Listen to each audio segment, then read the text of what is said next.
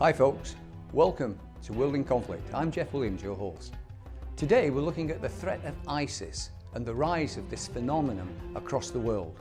We went down to the shopping malls and interviewed people to see what they think about the threats that they now face.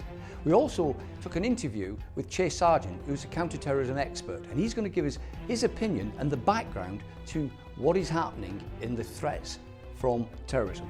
Let's have a look and see what happens. So what do you think about the increased risk at shopping malls from the ISIS threat of terrorism? I feel like it's quite baloney, in all honesty. Never really thought about it because in Canada it's supposed to be a safe place. Well, I think it's pretty scary, to be honest with you. I think that we should have some sort of warning for the public so that we can be safe. Do you think that the government should be doing more? Oh, of course, yes, because they're supposed to protect us. They're supposed to protect us, one, with giving us information and giving us enough manpower to be out there to protect us. There's no reason why we should be invoking so much fear into people.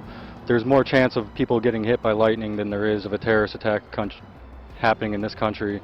As it is, I don't believe that we need to be so worried, and we need to normalize relations with other countries more than we need to go to war. So there you have it, folks. That's what the public think. I put those points to Chase Sargent, our counter-terrorism expert. He's in a secure location and the video is quite poor quality, but the content is very worth listening to. Let's take a look. Hi and welcome everybody to CMTV Crisis Management Television, World in Conflict. Great to have you, Chase. How are you doing? Good, thanks, Jeff. Good to see you again. It's a pleasure to be on. Thank you very much. No, pleasure to have you, Chase. Okay, now, Chase, we're looking at terrorism as it's coming around the world now. We're trying to get the viewers to understand knowing the terrorist threats. Chase, can you give us some background information? Well, absolutely. In December of '79, during the Cold War, when the Soviet Union invaded Afghanistan, it presented itself with a perfect opportunity for the U.S. and its allies to conduct counter operations against the Soviets in Afghanistan, and as a result, you already had the Taliban that were president. You already had the sectarian warlord factors that were in place, and you already had some training camps associated with what we would begin to know as Al-Qaeda. We, the Brits, and many others, along with the Saudis, actually ended up funding that. The Brits and the U.S. gave $1 for every $4 that the Saudis gave, and then all that money was channeled through Pakistani intelligence services known as ISI. The difficulty became in that ISI actually funded those organizations that were friendly to Pakistan and were anti-Indian, and also our position at the time, the U.S. position, and the Brits and many others, was we want to fund the people who are most ruthless and who are most willing to take on the Soviets on the battlefield. That not only created problems for us in choosing who we were going to fund there, but it created conflict, obviously, with the Pakistanis. Aside from that, we also funded madrasas, which are fundamental Islamic schools. We funded them quite heavily, as a matter of fact, including literature, brochures, and money, which allowed young members of the Muslim faith to come in and hear Islamic preachings and then go out and become jihadists or suicide bombers in a number of global conflicts across the world. So really what we're doing now is repaying the fruits of our labours, yeah?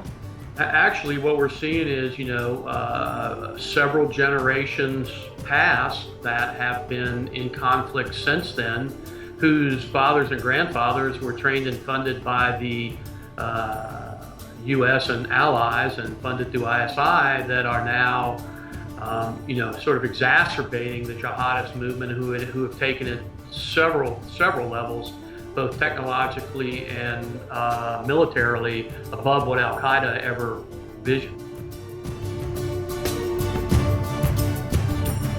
Okay, interesting. Chase, the funny thing is that a lot of our viewers have been asking about it, is that we see Muslim killing Muslim between Sunni and Shia. Why is that? How's that occurring? What's mattering there? Well, it's interesting that even the United States, when they went into Iraq, really didn't have a good grip that there were, and there are many forms of Islam, but the two biggest ones that we talk about are basically Sunni and Shia. So let's just look at them very quickly. So Sunnis, the big divide between these two sects are who is eligible to be a successor to the Prophet Muhammad. Now, the Sunnis believe that the successor to Muhammad, or the head of the Muslim faith, need only be a believer. It doesn't requires no other bloodline connection to that. They also believe that there's really no clerical authority or lines of authority, that the Quran really needs no interpretation. Therefore, clerics simply preach the Quran in the Sunni faith. They don't interpret it.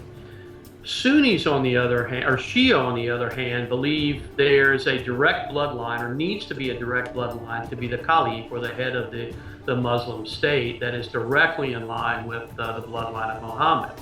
And they believe also that there is a necessity to have clerical interpretation. In other words, clerics interpreting the Quran and the Hadiths.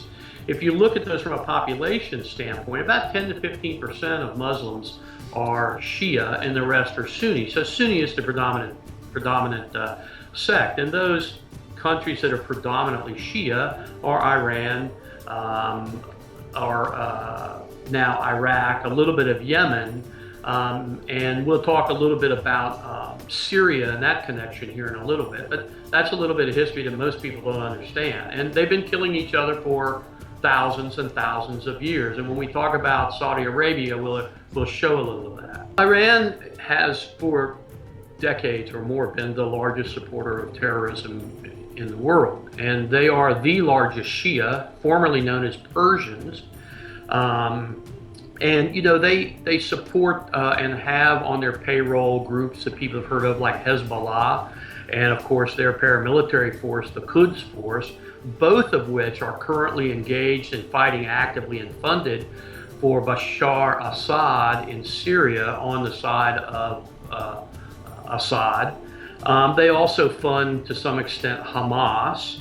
And the interesting thing that I don't think people quite realize is that President Rouhani, the guy that we see on television all the time, has very little control over the military. You know, you have to realize that the Quds commander is a guy named Qasem Soleimani, and he reports directly to the Ayatollah Khamenei, not to Rouhani. So Rouhani doesn't have any control over the military aspects associated with Iran's involvement in Syria or anywhere else when it comes to Hezbollah or Quds Force. So there you have it, folks. Thanks for watching, and look forward to seeing you on the next episode of World in Conflict. Stay safe out there and watch CMTV.